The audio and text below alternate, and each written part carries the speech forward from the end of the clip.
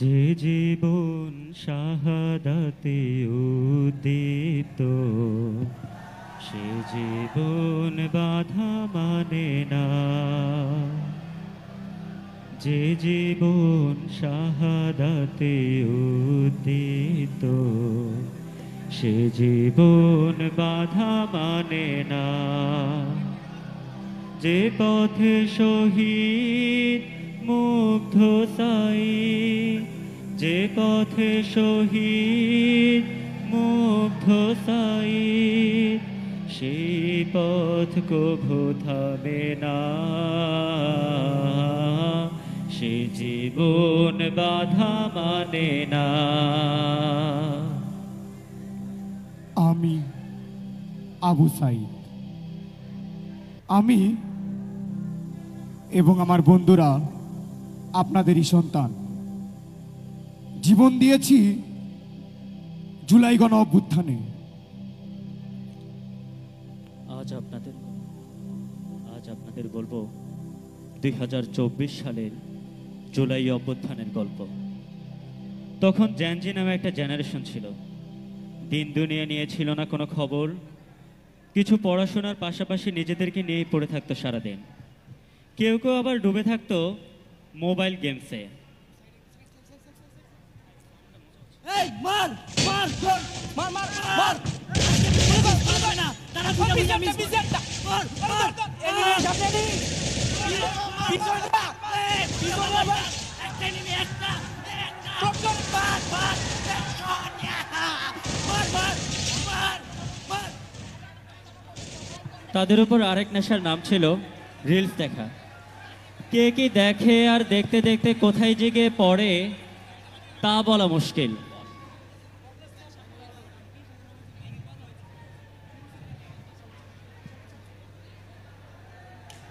এই কি রে এইটা দেখ এইটা দেখ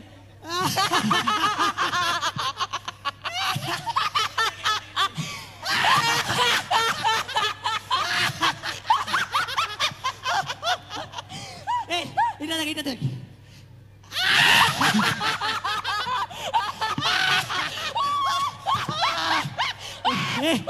এইটা এইটা এইটা এইটা এইটা দেখ এটা দেখ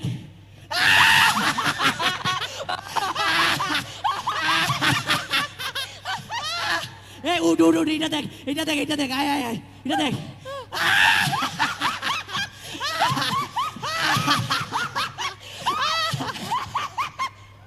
আর এর বাইরে রাত জেগে দূরের কারোর সাথে কথা বলাই ছিল অনেকের মূল কাজ।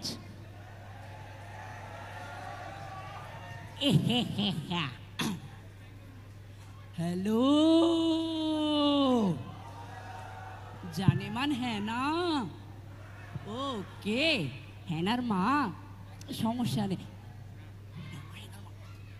আসসালামু আলাইকুম আন্টি, কেমন আছেন? হ্যানা কোথায়? কি হ্যানার বিয়ে হয়ে গেছে? ওরে না, আমি বিশ্বাস করি না। আপনারা কষ্ট পাবেন না, আমার আরো অপশন আছে না। হ্যালো সুইটি, কেমন আছো? আরে আর বলো না, এই মাত্রই হচ্ছে হ্যানার বিয়ে হয়ে গেল, আমি বিধবা হয়ে গেছি। এখন আর তোমার আর আমার কথা বলতে কোনো সমস্যা হবে না। আরে জান দুষ্টুমি করে না।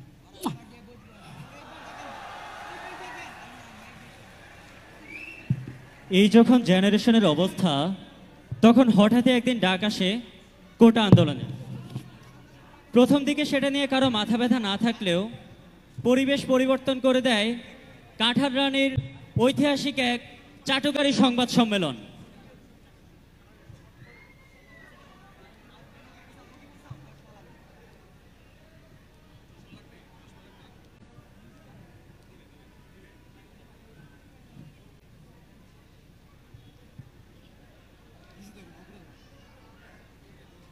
কারণ আমি তো বাবা মা সব হারিয়েছি, আমি তো জানি হারাবার ব্যথা। এ আপা আসছেন। মুখ ছিল না ছিল সেটা ডাস্টবিন, নোংরা এবং মিথ্যা কথা বলতো সারাদিন। খুনি হাসিনার মুখ ছিল না ছিল সেটা ডাস্টবিন, নোংরা এবং মিথ্যা কথা বলতো সারাদিন। খুনি হাসিনার মুখ ছিল না, ছিল সেটা ডাস্টবিন, নোংরা এবং মিথ্যা কথা বলতো সারাদিন।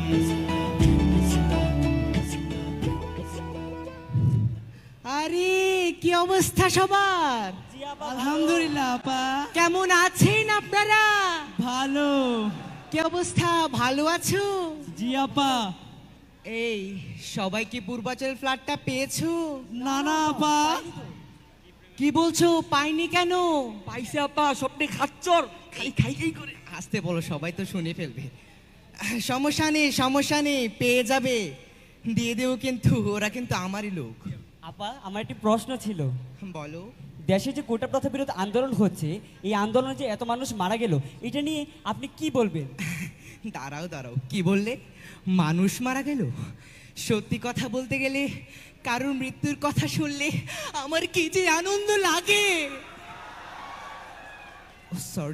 সরি, আসলে আমি বলতে চেয়েছিলাম কারোর মৃত্যুর কথা শুনলে আমার ভেতর বেদনার অনুভূতি প্রকাশ পায়, আর বারবার শুধু মনে হয় ওরা আমার বাবাকে মেরেছে, ওরা আমার মাকে মেরেছে,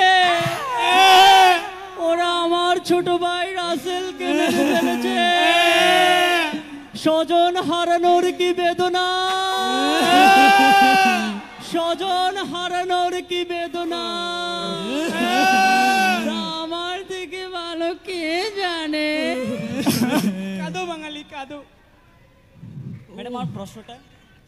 আচ্ছা যাই হোক, বাদ দাও। আরে প্রবাস, কেমন আছো? আপা ভালো। আপা আমার একটা প্রশ্ন ছিল। কেন নয়? আপা ধরে নেন একটা সরকারি চাকরির পরীক্ষায় রাজাকারের সন্তান যেমন মেধাবী, একজন মুক্তিযোদ্ধার সন্তান সমান মেধাবী, এই ক্ষেত্রে আপনি আপনার চাকরিটা কাকে দেবেন? দাঁড়াও, কি বললে তুমি? আমি তো দেখেছি। আমি কি দেখিনি? এই 2018 সালে জামাত বিএনপির ষড়যন্ত্রের কারণে আমি কোটা তুলে নিয়েছিলাম। তারপর কি হলো? তারপর আমি যে ভুয়া মুক্তিযোদ্ধার কোটার নামে আমার লীগের ছেলেপেলেদেরকে চাকরিতে ঢোকাতাম, সেই পথ এখন বন্ধ হয়ে গেছে। এই জামাত বিএনপির ষড়যন্ত্রের কারণে আমি আমার ছোট ভাই রাসেলকে হারিয়েছি, আমি আমার বাবাকে হারিয়েছি। স্বজন হারানোর কি বেদনা, স্বজন হারানোর কি বেদনা, ও তা আমার থেকে ভালো কে জানে। জয় বাংলা, জয় বঙ্গবন্ধু। জয় বাংলা। আপা আমার প্রশ্নটা ছিল, আপনি এখন চাকরিটা কাকে দেবেন? মুক্তিযোদ্ধার সন্তানরা চাকরি পাবে না তো সেসব ওই রাজাকারের বাচ্চার চাকরি পাবে? না না না আপা, না না না আপা। আমাদেরকে রাজাকার বললো।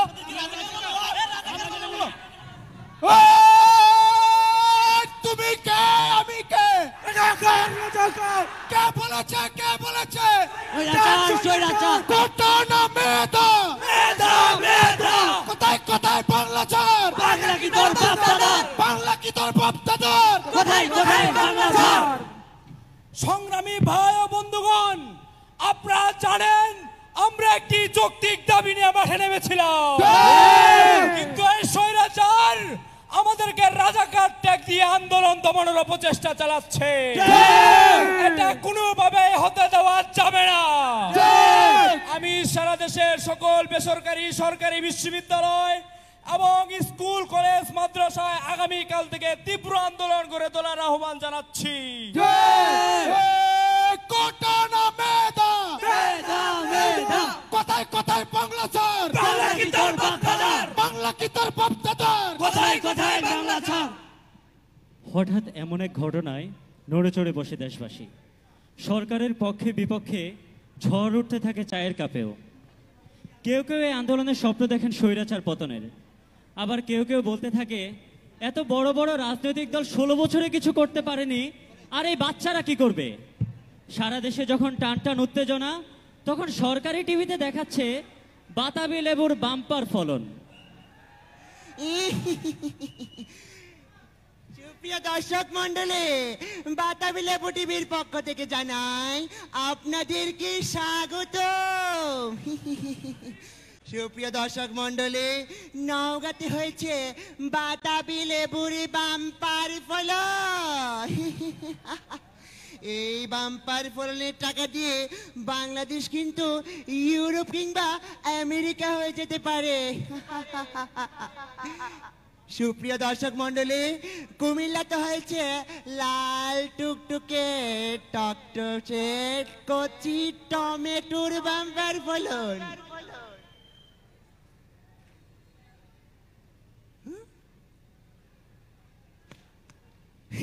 দুঃখিত দর্শক মন্ডলী, আসলে টিভি কেউ বন্ধ করে নাই, ইন্টারনেটের মতো টিভি নিজে নিজেই বন্ধ হয়ে গেছে। এই সাময়িক সমস্যার জন্য কেউ দুঃখিত নয়।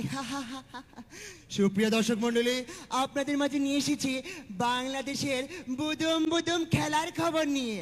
সুপ্রিয় দর্শক মন্ডলী, বাংলাদেশের জনপ্রিয় খেলোয়াড় সাকিব আল হাসান বলেছেন এবারের বিশ্বকাপ তিনি আনতে না পারলেও পরবর্তী ফুটবল বিশ্বকাপ কিন্তু তিনি এনেই ছাড়বেন। সোর্স চালায় দেন। ধন্যবাদ সবাইকে এতক্ষণ আমাদের পাশে থাকার জন্য। সাপোর্ট দিলে কিন্তু সাপোর্ট পাবেন। পরদিন থেকে সারা দেশে বেড়ে যায় আন্দোলনের তীব্রতা। গুন্ডা বাহিনীর বিপরীতে একে একে ইতিহাসে মহাবীর হয়ে সামনে আসতে থাকে ছাত্ররা। কেউ বুক পেতে দেয়, কেউ বা আবার মাথা উঁচু করে দাঁড়ায় ঘাতকের বুলেটের সামনে।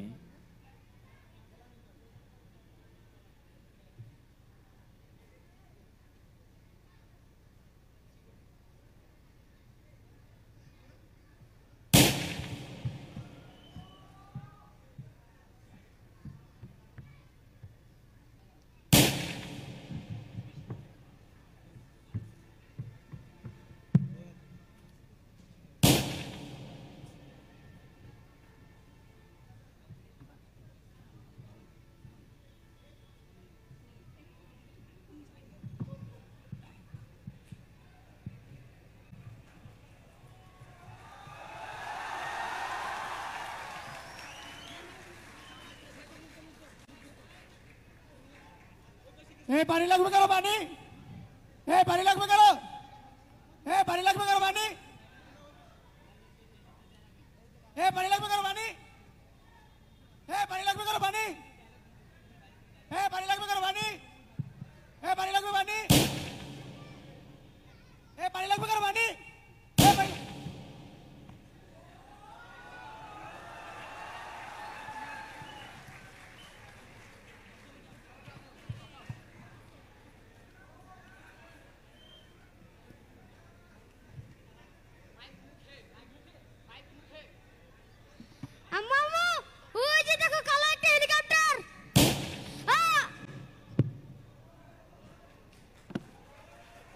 ওগো ছোট সোনা ছাদে যেও না, আকাশে জুজো আছে।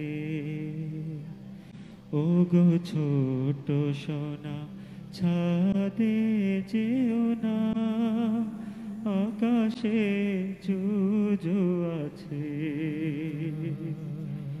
ওগো ছোট সোনা ছাদে যেও না, আকাশে জুজু আছে।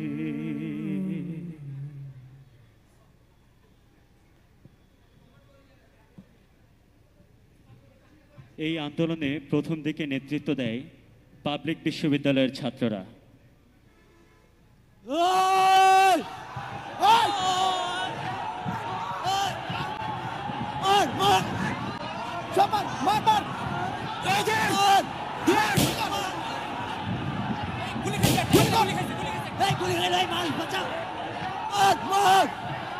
পাবলিকের ছাত্ররা মার খাবার পর হলগুলো বন্ধ করে দিলে সবাই যখন ভাবে এই বুঝে আন্দোলনের শেষ, ঠিক তখনই নেমে আসে প্রাইভেট ভার্সিটির ছাত্ররা।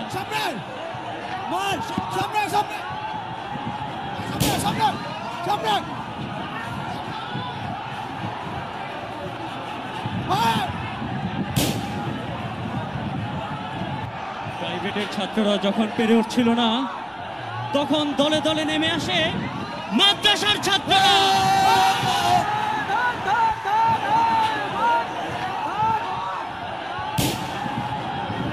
ছাত্রদের সমর্থন দেয় শিক্ষকরা, সমর্থন দেয় সকল রাজনৈতিক গ্রুপ, নেমে আসতে থাকে সাধারণ মানুষ।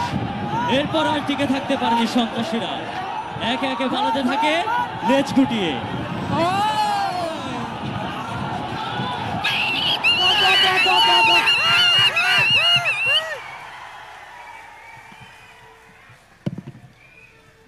এ পর্যায়ে সরকার থেকে আসে আলোচনার ডাক, কিন্তু শত মানুষের লাশের উপর দিয়ে কি আর আলোচনা হয়?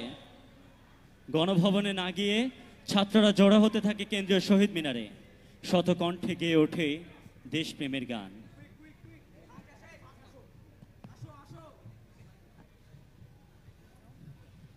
সংগ্রামী ভাই ও বন্ধুগণ, আপনারা দেখেছেন কিভাবে সারা দেশে আমার ভাইদের পাখির মতো গুলি করে হত্যা করা হয়েছে। আমরা একটি যৌক্তিক দাবি নিয়ে রাজপথে নেমেছিলাম, কিন্তু এই স্বৈরাচার যে নৃশংসতা দেখিয়েছে তাতে এটাই প্রমাণ হয় এই স্বৈরাচারের এই দেশের প্রতি, জনগণের প্রতি, ছাত্রদের প্রতি কোনো দায়বদ্ধতা নেই। তাই 8 দফা 9 দফা তো হলো, এবার কয় দফা? এক দফা, এক দফা, এক দাবি এক, স্বৈরাচারের পদত্যাগ, স্বৈরাচারের পদত্যাগ, দফা এক দাবি এক। আজ থেকে সারা দেশ জুড়ে এই স্বৈরাচারের পতনের এক দফা দাবিতে অসহযোগ আন্দোলনের ডাক দিচ্ছে। এক দফা এক দাবি এক, স্বৈরাচারের পদত্যাগ, স্বৈরাচারের পদত্যাগ, দফা এক দাবি এক। এক দফার ঘোষণা দিয়ে এই গ্রেপ্তার আতঙ্কে লুকিয়ে পড়তে হয় সবাইকে। রাতেই অনলাইনে ঘোষণা আসে, পরশুদিন হবে ঢাকা অভিমুখে সারা দেশ থেকে লং মার্চ। কিন্তু এর কিছুক্ষণ পরেই আসে এক ঐতিহাসিক সিদ্ধান্ত, পরশু নয়, পরিস্থিতি বিবেচনায় কালই হবে লং মার্চ। অপ্রস্তুত বা প্রস্তুত, যে যে অবস্থায় ছিল রওনা দিতে বলা হয় ঢাকার দিকে। এই রাত যেন এক ইতিহাসের সাক্ষী, স্বপ্ন তরুণ চোখগুলোতে নেই ঘুম। একদিকে যেমন আতঙ্ক, তেমনি আরেকদিকে এক নতুন শুভেচ্ছাদিকের অপেক্ষা। জেগে উঠতে থাকে সরকারি গুজব সমাজ। এই পোস্ট ডিলিট কর, সমস্যা হবে। কালকে ঢাকায় আসিস, 7 মিনিটে ক্লিয়ার করে দেব। সহমত, সহমত ভাই। সহমত ভাই। হ্যাঁ, আরে ভাই দেখিস সেনাবাহিনী কিন্তু গুলি করবো, যে কোনো সময় গুলি করতে পারে। সহমত, সহমত ভাই। এ কালকে পিস্তল, রামদা, যে যেটা পাবি সবকিছু নিয়ে বাইরে পড়বি, সামনে যেটা পাবি একবারে খালাস করে দিবি। ও ভাই, হ ঠিক কইছেন। হ্যাঁ, 10টা হুঞ্জা, 20টা গুঞ্জা, আন্দোলন একেবারে ঠান্ডা। ঠিক ভাই, ঠিক ঠিক। 5 আগস্ট রাত শেষে শুভেচ্ছাদিক হয়, কিন্তু কেউ জানে না এটা বাংলাদেশের সত্যিকারের শুভেচ্ছাদিক কিনা। বেলা গড়িয়ে 10টা 11টা, টিভিগুলোতে দেখানো হয় ঢাকার রাস্তা একদম ফাঁকা। কিছু মানুষ উকি ঝুঁকি মারলেও একত্রিত হতে পারছিল না তেমন কেউ। এক একজনের মনে এক এক রকম আতঙ্ক। এত রাজনৈতিক বিভেদের মাঝে কেউ কাউকে ধোঁকা দিবে না তো? জীবনের শঙ্কা নিয়ে ধর্মীয় বিভেদকে পাশে রেখে আসবে কি সবাই? কওমি আলিয়া মত পার্থক্য ভুলে নামবে কি আলেম সমাজ?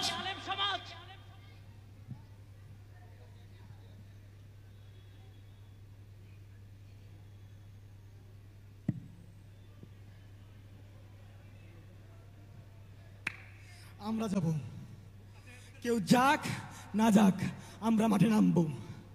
আজ হয় বিজয় আর না হয় মৃত্যু।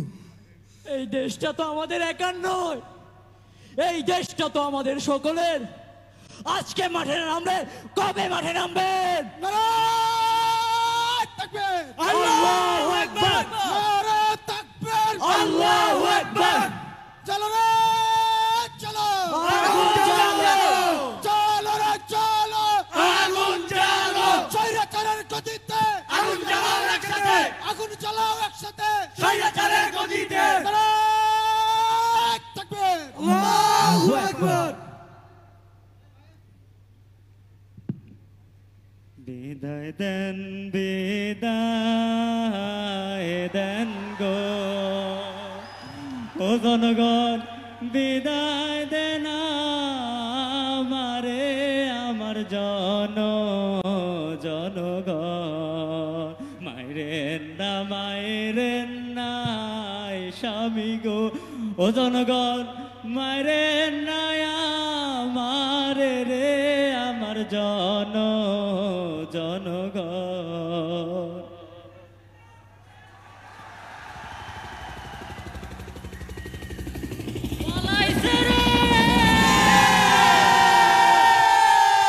পালাইছে রে পালাইছে স্বৈরাচার পালাইছে পালাইছে রে পালাইছে পালাইছে রে পালাইছে এই মুহূর্তে খবর এলো স্বৈরাচার স্বৈরাচার পালিয়ে গেল এই মুহূর্তে খবর এলো পলাইছে রে পলাইছে স্বৈরাচার পালাইছে স্বৈরাচার পলাইছে এই মুহূর্তে খবর এলো।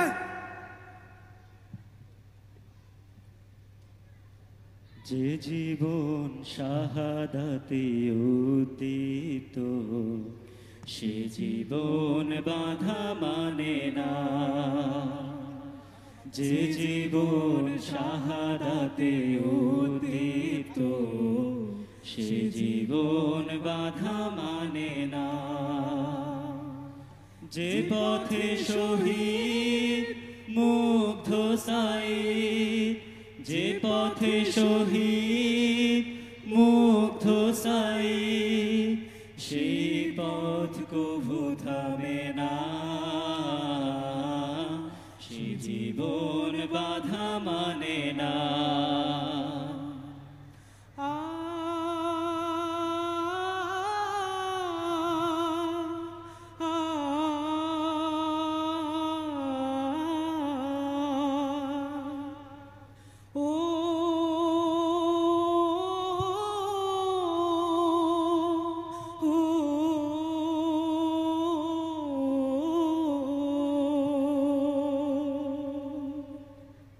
আমরা তো জীবন দিলাম, আপনাদের হাতে রইল দেশ গড়ার দায়িত্ব।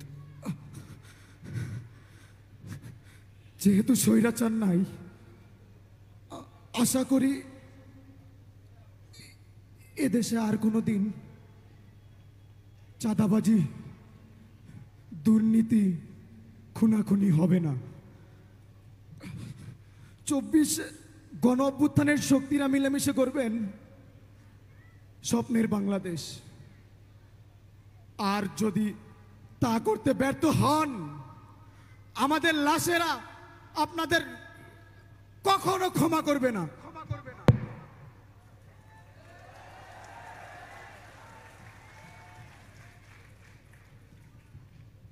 শহীদের রক্ত লালই হয়, হোক তা 71 কিংবা 24। আমাদের সত্যিকারের স্বাধীনতার জন্য যারা যুগ যুগ ধরে জীবন দিয়েছেন তাদের সকলের প্রতি রইল বিনম্র শ্রদ্ধা। ধন্যবাদ।